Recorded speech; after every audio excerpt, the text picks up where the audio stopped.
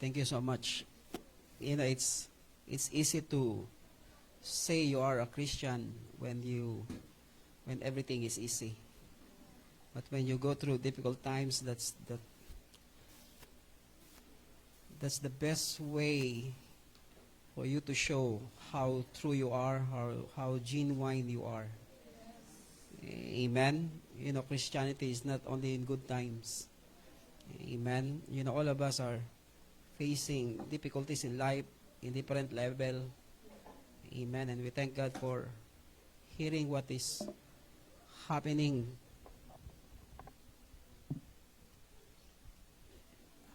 to others. It is really a encouragement to each one of us to we know that we can overcome everything. Amen. If all the testimonies that we heard, even especially what Brother Lenny is going through, it's a great encouragement to us to continue even we go through difficult times. Amen. Okay. Can we all stand? Let's pray for him. Amen. I really feel inside my heart to pray for him, because I believe God will continue to use his life and continue to make him the one that will become a testimony to so many people in his country. Father, we thank you for Brother Lenny. Thank you for giving him strength. We pray for complete healing, total health, and total healing, O Lord God, upon his whole body right now. And thank you, Lord God, for giving him, O Lord God, the strength and the power to prevail and power to overcome all the experiences that he go through in life. Thank you for breakthrough, O Lord. We know that everything that has been taken away will be returned back double upon his life, O Lord. And he will see himself in a place that he will see himself, O Lord God, in such a way that he will see your hands, O Lord God, moving upon his life. Thank you, Lord God, that that every time he speaks, he will influence people around him. That it's not an accident, O Lord, that he is involved in so many lives of people, because the power of influence, O Lord God, will be upon his life. Thank you, Lord God, for taking care of his family, O Lord, the children, the wife, and everything that everything that you put upon his hand, O Lord God, will be protected by your hand, O Lord God, by your presence. I pray, O Lord God, that your presence, O Lord God, will continually, O Lord God, overshadowing him, and he will always feel, O Lord God, the nearness of your presence upon his life. Thank you, Lord God, that all the dreams that you put upon his heart, O Lord God, will come to pass. That even this year, 2025, O Lord, he will begin to see, O Lord God, the greater grace, O Lord God, working upon him. Thank you, Lord God. Bless him, bless his family. O Lord God, even bless, O Lord God, all the works of his hand. Thank you, Lord God, that you put him in a glorious sanctuary for such a time as this, so that he become one of the pillars, O Lord God, that will make the church strong, that will make the church established, O Lord God, in difficult times. We thank you and we bless you, Lord, in Jesus' name. Amen. Amen. Please be seated. Open your Bible in the book of Ezra, chapter 1. Ezra chapter 1, the Bible says, in the first year of Cyrus, king of Persia, in order to fulfill the word of the Lord by the mouth of Jeremiah the prophet.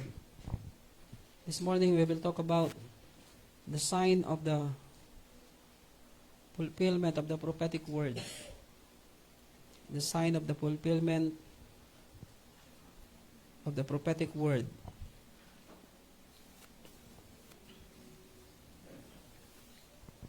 When God promised something, there will be a sign that it is getting into a time of fulfillment.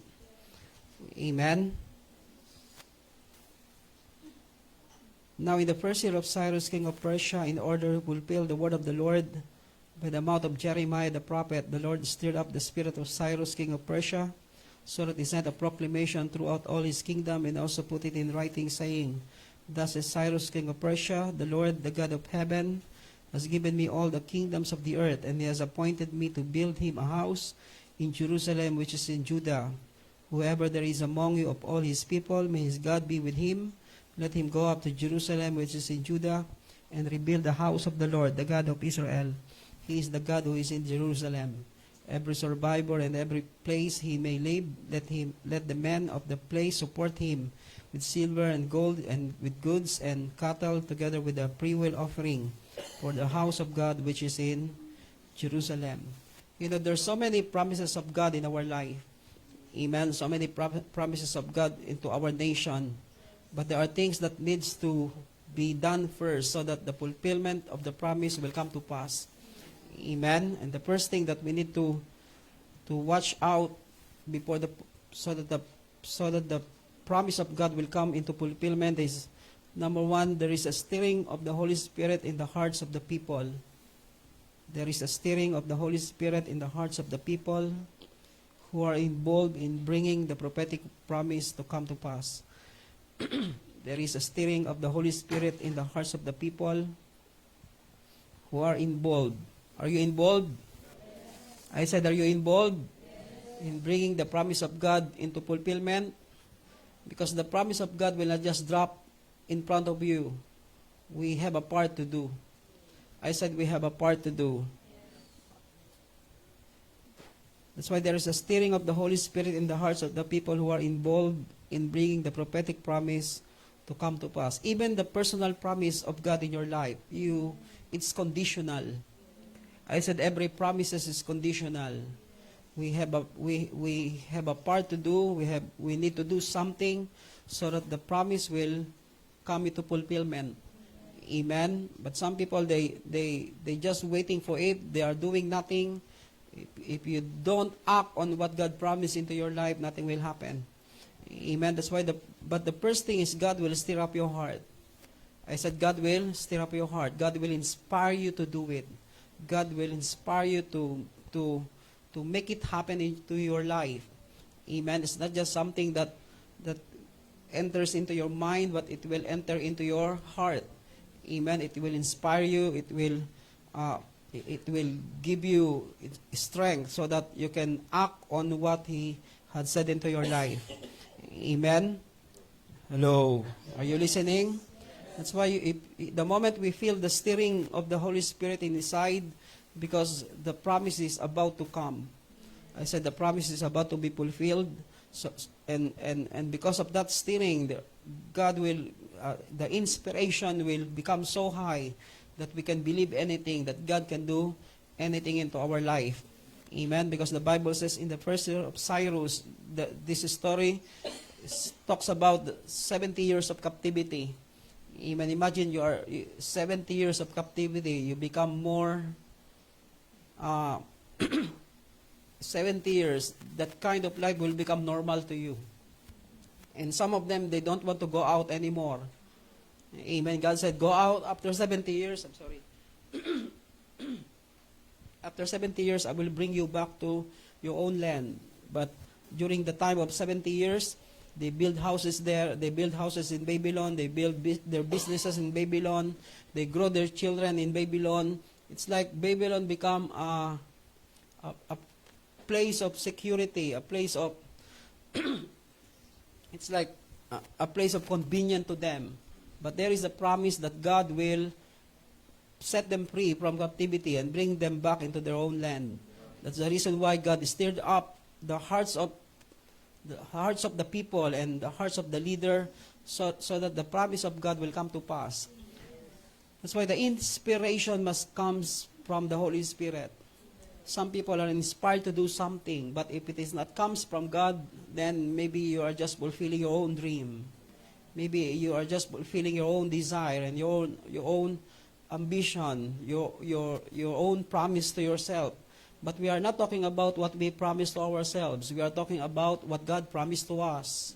And if we are fulfilling what God promised to us, then the initiating factor comes from Him, not from us. That's why the Bible says, God is the one who initiates things into the hearts of the people, so that what He promised through through the prophet Jeremiah will be fulfilled. Amen. That's why the Bible says God stir up the spirit of Cyrus, king of Persia, so that he can make a proclamation. Amen. That's why there is a stirring of the Holy Spirit in our hearts of the people who are involved. That's why we must become involved. I said we must become involved. When God promises us something, we must know that He is not only the one who involved with us. We must also understand that we are involved what He promised into our life, so that we can work together with Him. I said so that we can work together with Him. Amen. It's a wrong mindset thinking that relationship is only one way. No, relationship is two way. You must do your part. God will do His part. We must also do our part. Amen. Amen. That's why in the fulfillment of the prophetic word, God will be the one first initiating it to come to pass by stirring up our hearts. Amen. Is there a promise of God into your life? Yes. I said, is there a promise of God into your life? Then God will be the one initiating it by inspiring you, by stirring up your heart. Hello. I said by stirring up your heart, by inspiring your spirit to believe what He promised will be fulfilled. Amen. Why? Because He is the God that will not lie. I said He is the God that will not lie. Amen. That's why heaven is the one who initiates it. The Bible says in verse let's go on verse 3. Verse 2. Thus says Cyrus, king of Persia, the Lord, the God of heaven. Amen. Meaning, the one who started it is God. Amen. That's why heaven is the one that will initiate it to us. God is the one that will be the one moving first. Amen. By through inspiring us and stirring up our hearts. Amen. And the next thing that we need to watch out is we will see the response of the people. Amen. I said the response of the people. You know what is happening in our nation? We will see in the days to come, because there is a prophetic word above our nation. People will respond to it. I said people will respond to it. Amen. But the first thing that we will see is the leaders will begin to rise up. I said the leaders will begin to rise up to the prophetic word. Amen. That's why the first one that God touches is the king. Amen. Amen. That's why people will respond, but the first one that will respond is the leaders. We will see leaders begin to rise. We will see leaders begin to embrace what God had promised into our nation.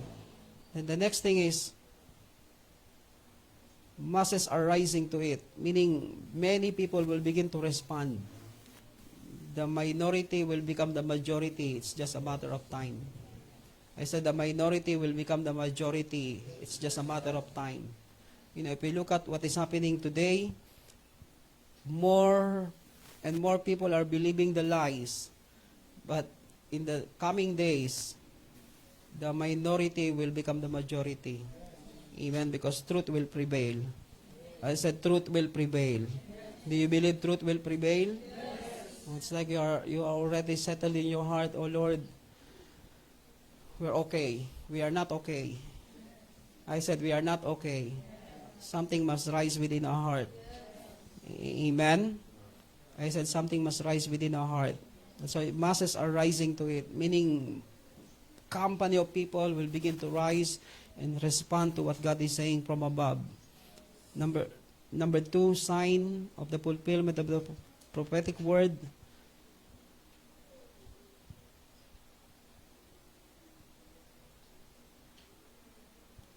The purpose of God becomes the order of the day. The purpose of God becomes the order of the day. You know, sometimes when God speaks to us, we only receive it as we only receive it for ourselves, that God will bless us with all kinds of material blessing or blessing that we want for ourselves. But when God begin to fulfill His word, He talks about His purpose. You know, the greatest blessing that we can have, that we can receive in our life, is when we understand the purpose of God. Amen. You know, so many people are blessed, but they live without purpose. They live without purpose in life. But when God began to act because of what He promised to the people of Israel, He speaks about His purpose. And what is the purpose? To build Him a house in Jerusalem. Amen. I said to build Him a house in Jerusalem. That's why the purpose of God must be the order of the day in our life. Amen. If we want to see the sign of the fulfillment of the prophetic word, then the purpose of God become the priority in the hearts of the people. Amen. Because everybody has an agenda of their own. Amen. But the agenda must be the purpose of God. I said the agenda must be the purpose of God. Why God will set them free from captivity? It's not for them to just to enjoy their life, but for the purpose of building Him a house. Because if the house is not built, the nation will never be built. I said if the house is not built, that's why the first word that God put into the mouth of King Cyrus is they will be set free so that God's people will build Him a house in Jerusalem. That's why we must know how to prioritize the house of God. I said we must know how to prioritize the house of God. Amen. If the church is neglected, that's the reason why all these things happen to the nation. Because so many people, after COVID, they don't want to go to church anymore. They neglected the church. They neglected the gathering. They just gathered on Zoom.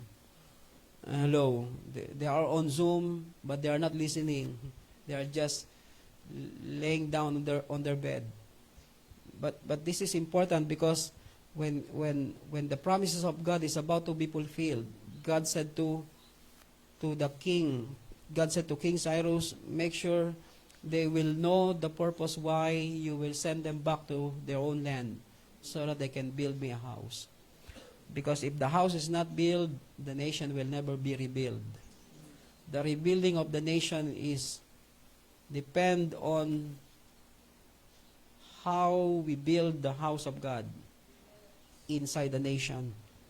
Amen. That's why the purpose must become the order of the day in our heart. We must prioritize the purpose of God so that we will see this nation begin to change. Amen. You know, even if we shout on the streets, if there's no church that will be used by God so that it will be restored, so that righteousness will be restored. Still one day, even if we keep changing leaders, if there's no church that will bring righteousness into the nation, still it will go back the same. Amen. There will be no total change that we will see in our nation. That's why the purpose is to build the church. Amen. The church that become the habitation of God. Amen. It is mentioned in verse 2. The Bible says, the Lord, the God of heaven, has given me all the kingdoms of the earth, and He has appointed me to build Him a house in Jerusalem, which is in Judah. That's why we are not building an institution to gather people. We are building the church to become the habitation of God. Amen. Amen. That's why in the fulfillment of the prophetic word, we will see churches become more and more lovers of God's presence. Amen. That's why more and more of God's presence will be revealed in the church. Amen. This is the sign that the prophetic word will come to pass. Amen. That the church will become more and more lovers of the presence of God. They will manifest more and more of the presence of God into their lives. the next thing about this thing is the revelation of who God is will be revealed through the church. The revelation of who God is will be revealed through the church. The Bible says He is the Lord, the God of heaven and the earth. Amen. Meaning He is the Lord, He is the one who reigns. He is the one who have control of everything. Amen. Not the politician. Amen. I said not the politician, not any presidents or prime minister that can control the whole nation. Still, He is the Lord. Is the God the Lord? Yes. Amen. He is the Lord. He is the one who He is sovereign God who had the control of everything. Amen. He owned every nations of the earth. Amen. That's why we must have this understanding that God is the Lord. I said God is the Lord, meaning He is the King. He is the one who make decision of everything that is happening on the planet Earth. Amen. That's why the Lord God must be our Lord, meaning He is the one who take full control of our life. Amen. The next thing about point number 2, the phenomena of open heaven. The phenomena of open heaven, meaning we will see in the church how the church will manifest the supernatural. This is the sign that the prophetic word is coming to, we are coming closer and closer to the fulfillment of the prophetic word. Amen. The first one is about the church that will become the habitation of God. Amen. That's why the church must be rebuilt. The church must be redesigned. Amen. That the church must not just become a gathering of people, but the church must become the house of God. Amen. The church must in-house the presence of God. Amen. If we think that way, then if we build the church in that way, then it will be easily for us to build a nation. Because the house must be built first. Amen. The reason why God sent them back to build Him a house first. When the moment they build the house, they build a wall, then they become a nation again. Amen. That's why the pattern must become clear to us that do not neglect the church. Amen. Like many people in our days. Amen. They focus on so many things, but they don't have any heart for the church. They don't have any heart and the church is not the building. The church is the people. Amen. Tell your neighbor, you are the church. Amen. Are we the church? Amen. That's why we must become the habitation of God. Amen. We must become the house of God. The presence of God the more and more of God's presence must be upon our lives. Amen. And the revelation of who God is must be revealed to us, that He is the Lord. Amen. He is the Lord, the God of heaven and the earth. And He is the owner of everything. Amen. If we have that understanding that He is the owner of everything, then we will not be afraid of anything anything that is happening on the ground. Amen. Even if we go through difficult times, because we know He is the one who owns everything, we have confidence to face difficulties in life. Amen. It's just a matter of time. God will turn everything around. I said God will turn everything around. Amen. That's why the phenomena of open heaven, meaning in so many churches, amen, in our church, in so many churches we will see miracles, wonders, amen, supernaturals, meaning extraordinary things will happen into God's people. Amen. Testimonies of miracles, testimonies of supernatural, testimony of extraordinary blessing. I said testimony of extraordinary blessing will be released upon the church. Amen. Number 3, the release of supernatural resources that is coming from everywhere. The release of supernatural resources that is coming from everywhere. God will release blessing to His people. Amen. The Bible says in verse 4, every survivor at whatever place he may live, let the men of that place support him with silver and gold, with goods and cattle, together with freewill offering for the house of God which is in Jerusalem. If the purpose of God is in our heart, and if we prioritize the purpose of God, God will release great blessing into our lives. Amen. I said God will release great blessing in our life. Amen. That's why the release of supernatural resources. I believe in these difficult times, out of difficulties, God will release to us, God will give us wisdom how to gather resources. I said God will give us wisdom how to gather resources. Amen. Why? Because we are in an assignment to build him a house. Amen. Because God will not give us vision without provision. I said God will not give us vision without provision. If he will call us to do some projects, make sure he will provide for us. Amen.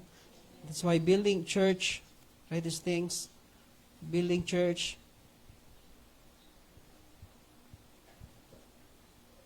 redesigning the nation, building church, redesigning the nation.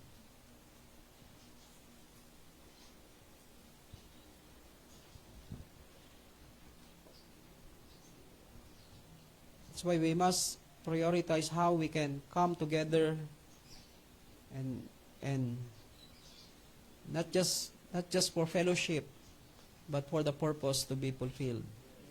Amen. The last point I want to give to you as a sign that the promise of God, as a sign that the prophetic word will come to pass, there will be change of constitution and policy. In so many nations we will see all these things.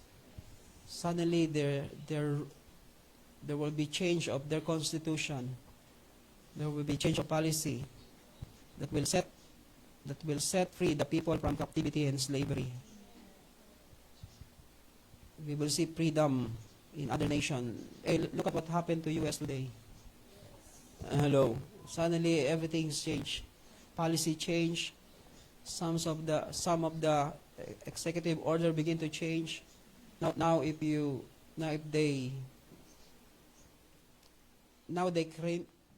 criminalize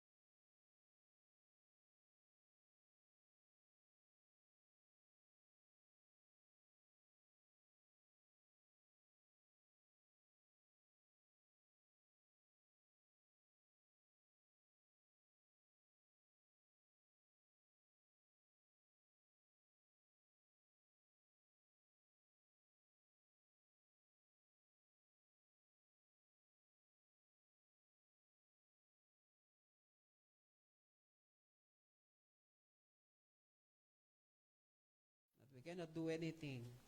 Then how we can do God's will?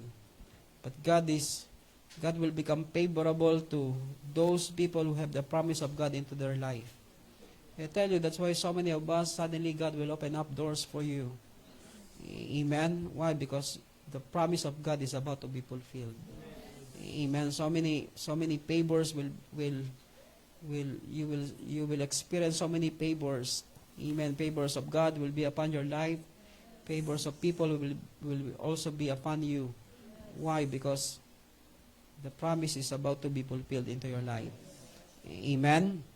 That's why God will put an end and expiry date to all the oppression and works of the enemy. Amen. The Bible says, Jeremiah said, 70 years. After 70 years, you will go back to your own land. Amen. Meaning, the devil is not in. The devil cannot hold you infinite. There is always a time that he need to let you go. I said the enemy cannot grip on you infinitely. There is always a time that he need to release you because the expiry date has come. Amen. That's why what we are seeing in our nation, I tell you, the end will come. I said the end will come. Amen. You know, I don't know, maybe because, I don't know, I'm not sure if it is God or if it is because you always think of it, and sometimes when you keep thinking of it, you have a dream of it. I'm not sure. But I see it's like an ocean of people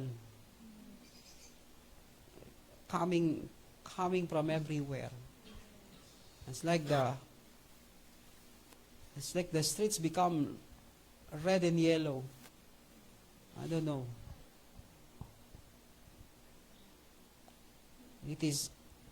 We don't know, but for sure, God will put an end to everything that is happening. Amen. That's why we put our hope in God. We don't put our hope in any man. We put our hope in God. That's why every nation are in difficulties at this moment. But because of what God had promised to every nation, we know there will be change that will happen. Amen. Amen. Let's all stand this morning. You know, let God stir up your heart. Amen. Let God inspire our spirit. You know, when God sent Moses to the people of Israel in Egypt, they are hopeless, they are frustrated. When they heard Moses that God is sending him to them, they become inspired. I said they become inspired. You know, when God promised you and when you heard it again, because God wants you to be inspired once again. God wants to stir up your heart so that you can put your hope in Him, that what He said, He is not forgotten. I said He did not forget what He had said. Amen. He said it to Abraham that after 420 years, or 430 years, after 430 years, your people will be in slavery. But after that, I will set them free and bring them into the land that I have promised to you. It does not matter how long it is. But the important thing is, God is not a man that will lie. He will fulfill what He promised into your life. If He said He will give you a child, He will give you a child. If He said He will bless you, He will bless you. If He said He will heal you, He will heal you. If He said He will open up doors for you, He will open up doors for you. Because when God speaks, the enemy cannot challenge it. Maybe the devil will challenge you, but that word cannot be challenged because it is God's promise. Amen. 70 years. It for some people, it's very long. But the devil will not last long. I said the devil will not last long. Amen. He is a limited devil. I said he is a limited devil. But our God is unlimited. I said our God is unlimited. Lift up our hands to Him. Father, we thank you right now. We pray for our nation, O Lord. All the things that we have seen, all the things that we have heard, all the things that we have seen, O Lord God, all the things that is happening, O Lord God, that we observe. We know all these things will come to an end. Because we have a prophetic word over our nation, that this nation will become a launching pad of your gospel to the nations of the earth. This nation will become a righteous nation. This nation will become a prosperous nation. This nation, the Lord God, will be the nation that will lift up your name. The nation, the Lord God, that will bring glory to your name to every nations of the earth.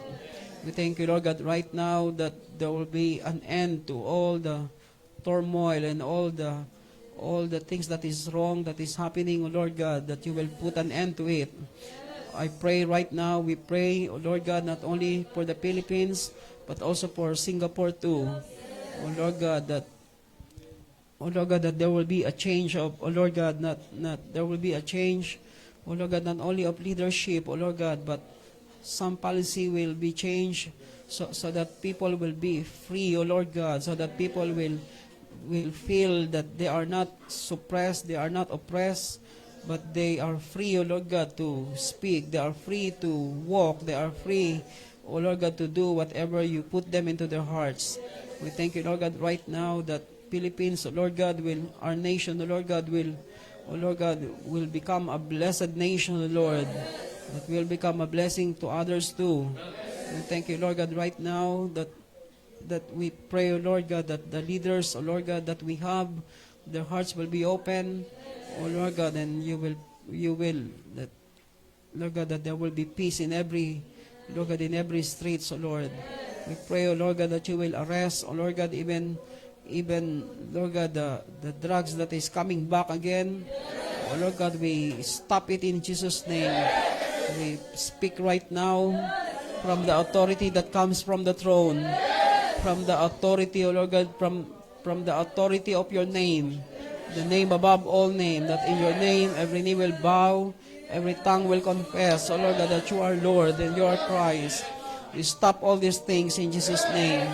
O Lord, in the name of Jesus, O Lord, they will be arrested, O Lord God, they will be jailed, O Lord, at some point, some of them, they will encounter you in a supernatural way. And they will be drastically changed, O Lord. Oh God, come on, begin to see things in the Spirit. And whatever you say, begin to prophesy.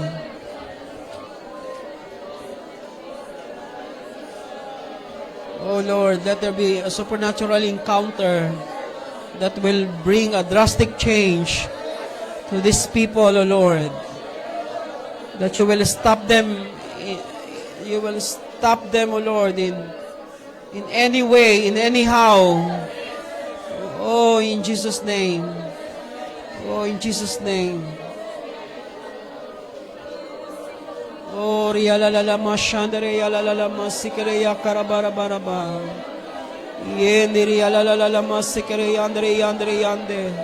We pray, O Lord God, for the stirring of your Spirit in every heart.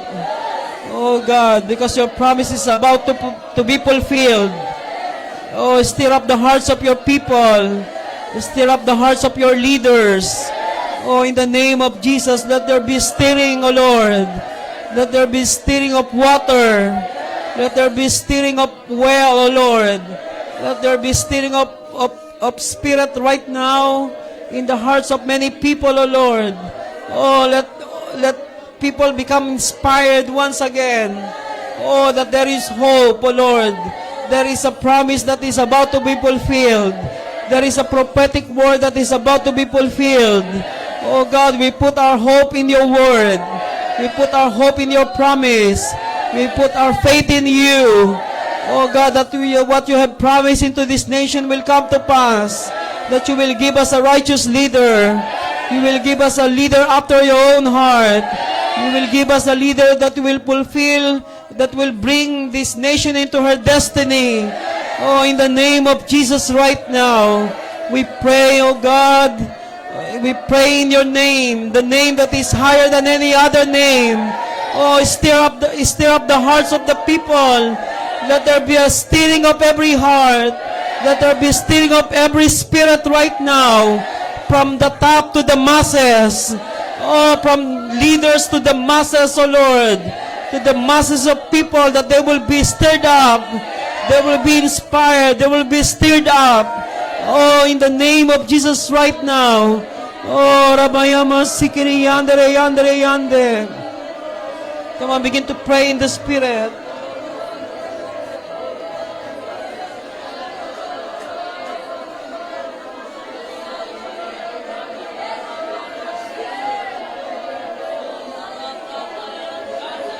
Oh God, initiate these things into every hearts of your people. Oh, we know that you will be the one that will, oh Lord God, that will initiate first, oh Lord God, so that your word will come to pass, so that your promise will come to pass. By stirring up our hearts, by stirring up our spirit, by stirring up the hearts of our leaders, oh Lord, of all the leaders in the land, O Lord God, that we will see masses of people will begin to rise, O Lord, that the minority will become majority, O Lord, that your purpose, O Lord God, will become clearer and clearer into each one of us, O Lord God, that your purpose will become the order of the day, O Lord God, that your purpose, O Lord God, will become the priority of every leaders, O Lord God, of this nation, O Lord. Oh, we thank you, Lord God, that your church will become your habitation. Your presence, O Lord God, will become more and more strong in every church, O Lord God. The strong presence of God will manifest in many church, in our church. Oh, Lord God, not only in this church, but in every church, O Lord God, everywhere. Oh, in the name of Jesus right now, that we will know who you are, O Lord. That you are the Lord. You are the God of heaven and the earth. You are the owner of all nations, O Lord. You are owner of the nations of the earth. O Lord God, that the phenomena of open heaven will become our portion. There will be supernatural things that will happen. There will be miracles. There will be healings. Oh, in the name of Jesus right now. Oh, your people will become healthy. Your people will become strong. Your people will become free from sickness and disease. In the name of Jesus right now, that there will be release of resources, O Lord. There will be supernatural release of resources, O Lord God, to your people right now. That your people will be blessed. They are not only blessed, that they will become a blessing. Oh, in the name of Jesus right now. Oh God, that suddenly constitution will change, policy will change, some rules will change, so that your people will become free to do whatever you want us to do. In the name of Jesus right now, that you will put an expiry date to the holds of the enemy upon this nation. You will put an expiry date to the holds of the enemy into the lives of your people. You know, I want to prophesy to you this morning. You know, hold on to the promise of God, because it is about to be fulfilled. I said it is about to be fulfilled. Some of you will see it happening in the span of, you know, I see it's like 3 or 7. In the next 3 or 7 months, so many things will happen into your life. Some promises of God will suddenly happen into your life. But you must get involved. I said you must get involved. The moment you feel the stirring, you must jump on it. The moment you feel that the Holy Spirit is stirring up your heart, inspiring you to do something, you start to do something about it. Make things happen into your life. Oh, in the name of Jesus right now. Father, we bless you, Lord. Oh, we bless you and we bless our nation. Oh, Lord, I pray right now, I pray for your people, O Lord, that your people, O Lord God, will be blessed, O Lord, in such a way that they will become a blessing to others too. Lord, I pray, Lord God, open opportunity to them. I pray for open doors, O Lord God, to your people. Even, Lord God, right now, oh Lord God, that open heaven will be the portion of each one of us in this place.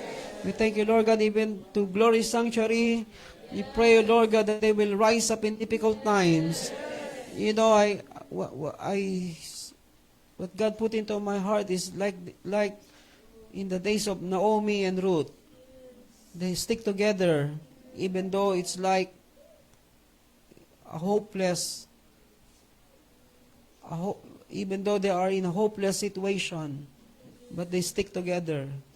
And because they stick together, even though it seems like there's no hope, suddenly God begin to work in a supernatural way. You know, there are only two, but they stick together.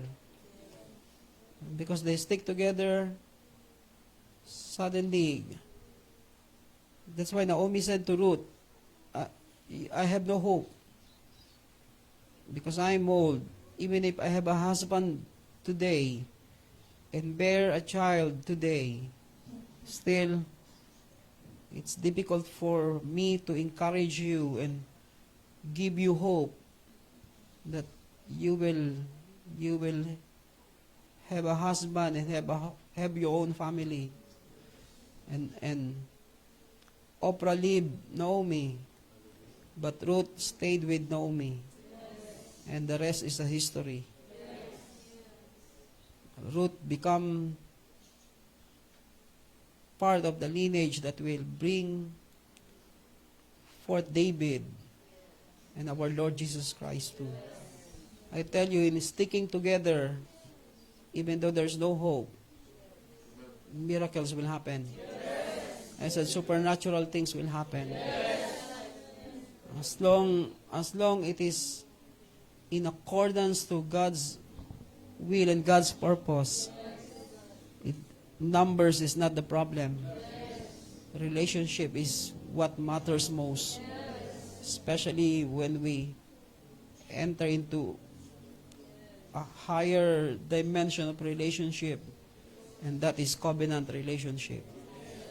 Tell you, even though there's no hope, when we stick together for the purpose of God to coming back to Bethel, to Bethlehem, when we set our hearts on the house of God, and we stick together in that journey, I tell you, miracles will happen. And I believe Glory Sanctuary will experience that. It's not the number, it's how we stick together and set our hearts into the house of God. Not only to Glory Sanctuary, but also to us too. Sometimes when people put hope on numbers. Numbers is not, we cannot put hope on numbers. Oh, we are many, we can do so many things. That's not true.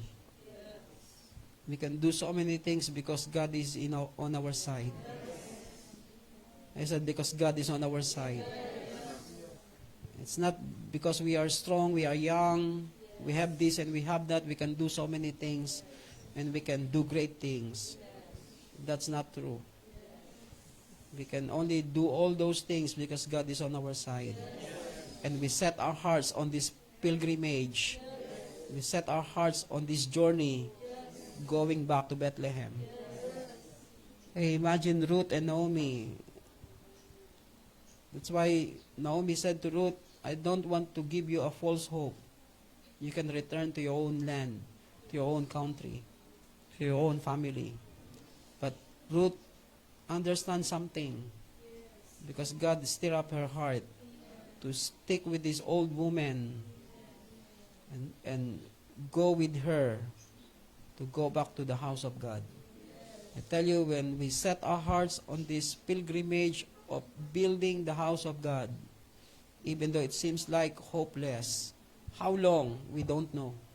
But for sure, something supernatural will happen. That's why what we have heard this morning, even what Lenny said, we must stick together, especially in difficult times. Not only in good times, but in difficult times too. That's the time that we will see miracles. When we overcome all the trials and testing together, we will see something supernatural will take place.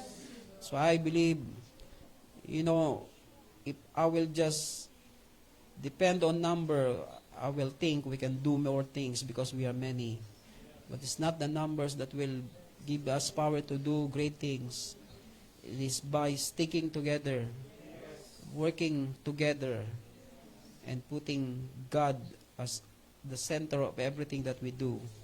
Setting our hearts on course, setting our hearts on this journey of building Him a house in Bethlehem, in Jerusalem. Father, we thank you right now. In Christ alone, we put our trust. Oh, we put our trust in you. To you alone, we put our hope. It's not by might nor by power, but by your Spirit, says the Lord. Lord, bless your people. Bless the works of their hand. Protect their lives. Protect everything we have. Thank you for your protection. In Jesus' name, amen. Amen. Please be seated. Is there any announcement?